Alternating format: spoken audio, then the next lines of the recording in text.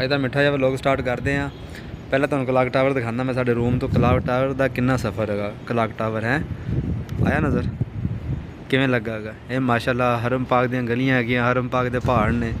ਆ ਦੇਖੋ ਘਰ ਕਿਵੇਂ ਬਣੇ ਹੋਏ ਨੇ ਮਾਸ਼ਾਅੱਲਾ,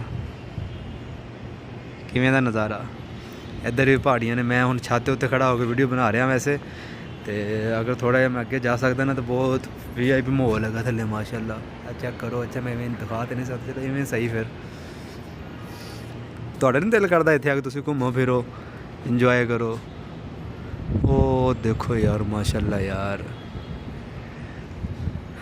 कैसा माहौल। ये खाना का हरम पाक का दूसरा हैगा जे आमने सामने ਜਿਹੜੇ ਪਹਾੜ ਹੈ ਨਾ ਜਿੱਥੇ ਲੋਕ ਖੜੇ ਹੋ ਗਏ ਕਲਾਕ ਟਾਵਰ ਦੀ ਅਕਸਰ ਤਸਵੀਰਾਂ ਲੈ ਲੈਂਦੇ ਨੇ। ਇਹ ਉਹੀ ਹੈਗੇ ਪਹਾੜ, ਕਿਉਂਕਿ ਬਹੁਤ ਉਚਾਈ 'ਤੇ ਹੈ ਨਾ। ਜਿਵੇਂ ਇੱਧਰ ਕੋਈ ਘਰ ਵਗੈਰਾ ਬਣੇ ਹੋਏ ਨਾ, ਜਿੱਦਾਂ ਉਹ ਜਿਹੜੇ ਘਰ ਨੇ ਇਹੀ ਹਿਸਾਬ ਹੈਗਾ।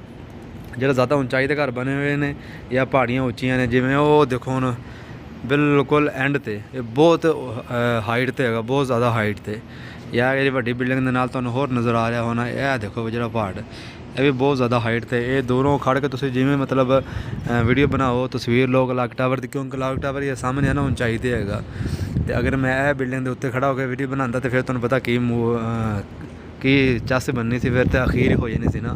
ਅਤੇ ਇਹ ਪਹਾੜ ਬੜੇ ਉਚਾਈ 'ਤੇ ਨੇ ਵੈਸੇ ਲੱਗ ਰਹੇ ਨੇ ਇੱਥੋਂ, ਕਿਉਂਕਿ ਮੇਰੀ ਛੱਤ ਵੀ ਨੀਵੀਂ ਹੈਗੀ। ਤੁਸੀਂ ਆਪੇ ਛੱਤ ਦਾ ਹਿਸਾਬ ਲਾ ਲਓ, ਛੱਤ ਤੋਂ ਵੀ ਕਿੰਨੇ ਉੱਚੇ ਨੇ ਮਾਸ਼ਾਅੱਲਾ।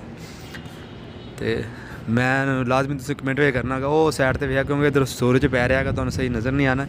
ਮੈਂ ਇਸ ਵਾਸਤੇ ਤੁਹਾਨੂੰ ਇਹ ਸਾਈਡ ਨਾਲ ਸਾਰਾ ਕੁਝ ਘੁਮਾ ਕੇ ਦੱਸ ਰਿਹਾ। ਇਹ ਕੱਪੜੇ ਸੁੱਕਣੇ ਪਾਏ ਹੋਏ ਨੇ ਅਸੀਂ। ਇੱਧਰ ਕੰਮ ਸ਼ਾਮ ਹੋ ਰਿਹਾ ਮਾਸ਼ਾਅੱਲਾ। ਆਸਤਾ ਪਹਾੜੀਆਂ ਛਾੜੀਆਂ ਕੱਟੀਆਂ ਜਾ ਰਹੀਆਂ ਹੈਗੀਆਂ, ਬਿਲਡਿੰਗਾਂ ਬਣਦੀਆਂ ਪਈਆਂ ਨੇ, ਆਵਾਮ ਵਧੀ ਜਾਂਦੀ ਹੈ ਮਾਸ਼ਾਅੱਲਾ। ਆਸਤਾ ਆਸਤਾ ਬਰਕਤਾਂ ਪਈ ਜਾਂਦੀਆਂ ਨੇ ਹੈਂ। ਤੇ ਤੁਹਾਡਾ ਨਹੀਂ ਦਿਲ ਕਰਦਾ ਆਉਣ ਨੂੰ? ਜਦੋਂ ਹੁਣ ਪਾਕਿਸਤਾਨੋਂ ਕੋਈ ਵੀ ਆਇਆ ਨਾ ਦੱਸ ਕੇ ਆਇਓ ਮੈਨੂੰ, ਸਹੀ ਹੈ। ਇਸ ਵੀਡੀਓ 'ਚ ਮੈਂ ਇੰਸਟਾਗ੍ਰਾਮ ਪਿਨ ਕਰਾਂਗਾ, ਰਾਬਤਾ ਕਰਕੇ ਆਇਓ। ਚਲੋ ਕੁਝ ਖਾਣ ਪੀਣ ਨੂੰ ਲੈ ਆਇਓ। ਇਵੇਂ ਤਾਂ ਤੁਸੀਂ ਕੁਛ ਲੈ ਕੇ ਨਹੀਂ ਹੈ ਨਾ, ਮੰਗ ਕੇ ਲੈ ਲਈਏ ਹੈ। ਬਾਕੀ ਦੁਆਵਾਂ 'ਚ ਯਾਦ ਰੱਖਿਓ। ਅੱਲਾ ਹਾਫਿਜ਼ ਹੈ। ਅਗਲੀ ਵੀਡੀਓ 'ਚ ਮਿਲਾਂਗੇ ਇਨਸ਼ਾਅੱਲਾ। ਇਹ ਸ਼ਾਰਟ ਜਿਹੀ ਵੀਡੀਓ ਬਣਾਈ ਹੈ ਸਿਰਫ ਤੁਹਾਡੇ ਵਾਸਤੇ, ਇੰਜੋਇਮੈਂਟ ਵਾਸਤੇ।